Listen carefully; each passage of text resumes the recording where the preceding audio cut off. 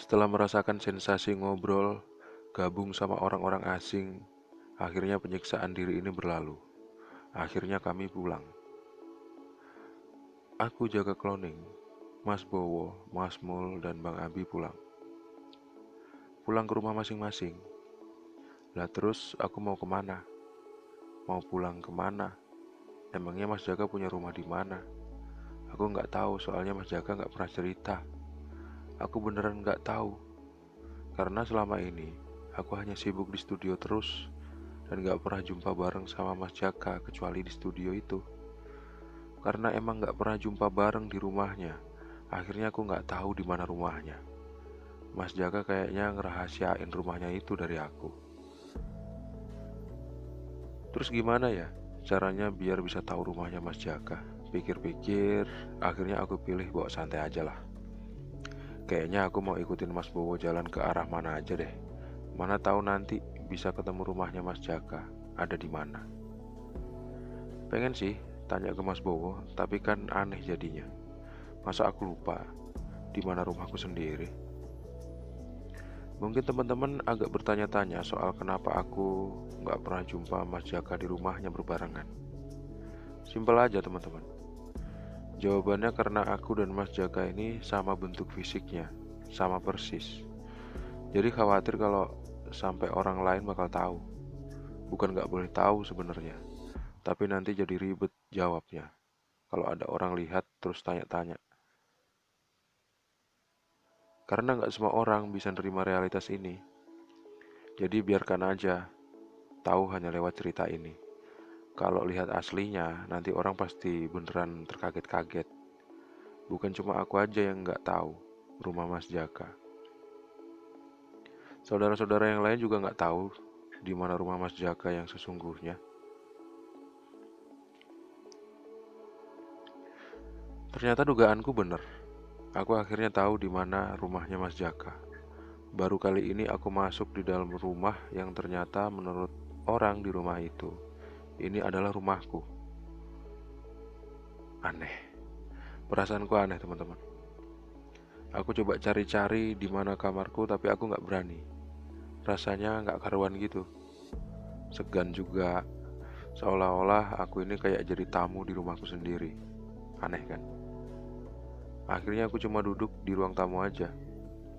Duduk megang HP, lalu coba hubungi saudara-saudara yang lain. Herannya mereka semua ada di luar jangkauan loh. Mereka semua ada di luar jangkauan. Aku telepon berkali-kali ternyata juga masih di luar jangkauan. Sekali aku perhatikan tanggal di telepon itu, ternyata tahun 2020. Apa? Tahun 2020? Padahal seingatku terakhir aku ngedit video di studio Kopi O kemarin itu di tahun 2035. Aku coba verifikasi lagi, ternyata HP ku error. Lalu signal HP ku hilang. Gak lama kemudian HP ku gak bisa lagi untuk dipakai apa-apa. Buat nelpon gak bisa, buat medsos juga gak bisa. Gila, gila. Apalagi sih yang terjadi pada diriku nih? Apalagi sih gitu. Kesel gitu, jadi apalagi sih yang terjadi sama diriku ini? Masa iya aku kembali ke masa lalu? Kembali ke tahun 2020? Impossible. Emangnya di dunia film ada time travel segala, ada teleportasi segala. Aneh-aneh aja. Ini kehidupan nyata. Paling HP ku aja atau signalnya yang lagi nggak bener. Bodoh amat ah. Capek aku seharian mikirin segala keanehan ini. Mending aku tidur aja lah. Ruang tamu ini enak juga kayaknya kalau dibuat tidur. Terus nggak lama kemudian aku terbangun.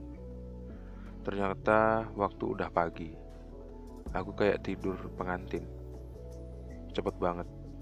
Cepet banget waktunya tidur berlalu. Belum selesai padahal capek gue ini. Aku bingung mau ngapain. Aku nggak tahu apakah saya Aku nggak tahu apa kesehariannya. Aku nggak tahu apa kesehariannya Mas Jaka di rumah ini dalam menjalani hari-harinya. Aku nggak tahu Mas Jaka kerjaannya apa. Yang aku tahu ada makanan di meja makan.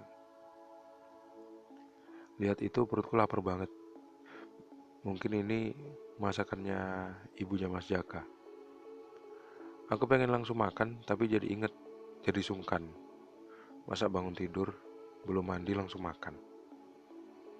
Akhirnya setelah aku mandi dan bersih-bersih, langsung makan sampai kenyang. Perutku ngerasa lapar banget teman-teman. Lapar banget. Beberapa hari ini adalah hari-hari yang menguras tenaga dan pikiran. Biasanya aku nggak selapar ini. Ini makanan sederhana, tapi enak banget rasanya. Ibunya Mas Jaka ngeliat aku kayak heran gitu. Makan sampai nambah berkali-kali. Moga-moga aja dia nggak tahu kalau aku ini bukan Mas Jaka, tapi Jaka cloning. Aku kemudian masuk kamar. Aku lihat satu ruangan yang orang seisi rumah ini nggak pernah masuk ke ruangan itu. Mungkin ruangan itu adalah kamarnya Mas Jaka. Bukan rumah yang besar. Ternyata rumahnya Mas Jaka, rumah yang kecil sederhana teman-teman. Jadi nggak terlalu sulit di mana kira-kira nemuin kamarnya Mas Jaka. Di dalam kamar itu ternyata ada baju laki-laki. Jelas ini kamarnya Mas Jaka. Baju yang pernah aku lihat, buku-buku yang pernah aku lihat, umbo rampe yang pernah aku lihat. Tapi nggak tahu di mana aku pernah melihatnya. Seolah-olah aku mengalami deja vu. Aku habiskan hari ini dengan sesuatu yang nggak jelas mau berkegiatan apa teman-teman. Yang aku lakukan hanya duduk latihan pernapasan untuk mengembalikan keseimbangan emosi, untuk mengembalikan keseimbangan emosional dan spiritualku akibat beberapa hari yang melelahkan ini. Setelah berjam-jam aku melakukan meditasi, lalu ada yang memanggil Mas Jaka. Aku nggak tahu siapa orang itu. Rupanya orang itu adalah Mas Bowo. Aku tahu itu Mas Bowo. Begitu aku udah ngeliat dia ya gitu. Aku tanya ada keperluan apa. Mas Bowo malah balik tanya, emangnya kita nggak jadi ke kedai kopi ya Mas? Lah, kedai kopi mana coba? Aku juga nggak tahu. Aku balik tanya lagi ke Mas Bowo, emangnya kita mau ke kedai kopi mana Mas? Emangnya kita mau ke kedai kopi mana Mas? Sorry aku lupa banget nih. Mas Bowo bilang, kayaknya sampean butuh istirahat itu Mas. Mas udah 2 hari ini kayak aneh gitu. Aneh gimana? Tanyaku. Kayak nggak konsen gitu, kata Mas Bowo. Aku cuman balas dengan senyum sambil ketawa garing aja. Ke Red and Blue Cafe lah Mas. Ngopi kita di sana. Oh iya, aku lupa Mas. Ayolah. Aku pura-pura ingat. Padahal nggak tahu sama sekali. Lagi, dan lagi aku nggak tahu di mana lokasi Red and Blue Cafe itu. Aku naik motor, Mas Jaka aja peduli amat lah. Aku naik motor Mas Jaka aja, terus aku ikuti Mas Bowo dari belakang. Pertama-tama kami lewat gang-gang gitu. Setelah lewat gang-gang kami masuk ke jalan raya. Aku lihat kiri kanan jalan ada ruko-ruko, dan di ruko itu ada tulisan Al-Baik. Sepertinya swalayan. Dan di sekeliling ruko-ruko itu aku lihat ada nama jalan. Namanya adalah Jalan Raja Haji Fisabilillah, kilometer 8 atas. Mungkin nama jalan ini adalah Jalan Raja Haji Fisabilillah. Terus kami telusuri jalan dari lampu merah depan Al-Baik ke arah bundaran. Sebelum bundaran itu ada tulisan Stisipol. Di bundaran itu kami belok kiri, lalu masuk ke deretan ruko-ruko yang ada namanya The Green. Setelah itu di arah kiri kami ada ruko dan ternyata itu adalah Red and Blue Cafe. Walah, ini toh ternyata kafenya. Di sini toh tempat mereka mau ngopi. Bagus juga tempatnya. Mau bahas apa di kafe ini? Aku nggak tahu. Yang aku lihat di sini ada Bang Abi yang udah duluan datang. Gak tahu deh, aku pengennya ngaku aja sama mereka. Sudah gak tahan aku. Gak ada tema lain di hariku ini selain bingung.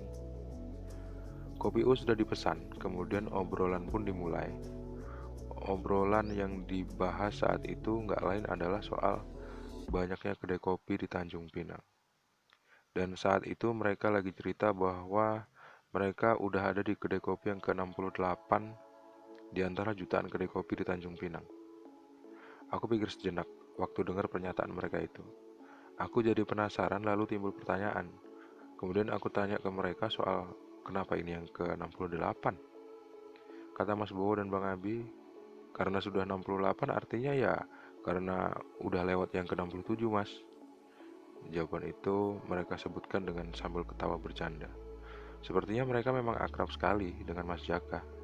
Aku pun sambil ketawa juga karena suasana saat itu santai sekali. Nggak nampak ekspresi tegang saat itu. Yang ada banyak banget candaannya. Emang berapa banyak kedai kopi yang bakal kita kunjungi ya kawan-kawan? Aku tanya gitu ke Mas Bowo dan Bang Abi.